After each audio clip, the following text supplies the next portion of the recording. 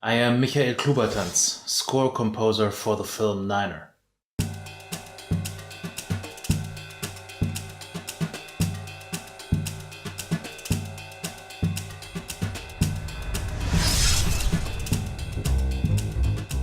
The ideas for a score can come from many sources.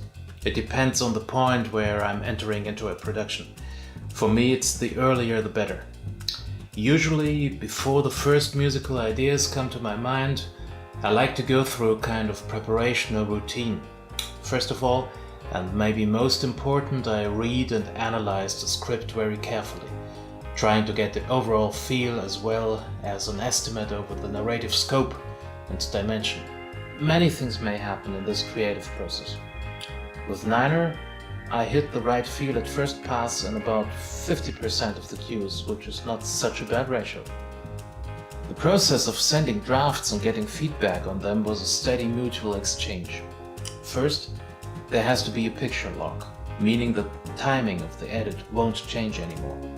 The locked footage must then be imported into the DAW. For precise reference, there is a time code superimposed over the footage, ticking away the minutes, seconds and frames from beginning to end. When discussing a cue, you only need to mention the exact position of the time code and everybody knows what place you are talking about.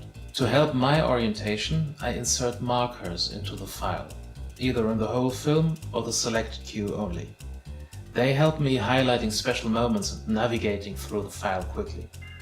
I mark scene changes, mood changes, special moments to hit exactly with musical accents, sometimes special lines of dialogue that need my attention, just about everything that helps my orientation.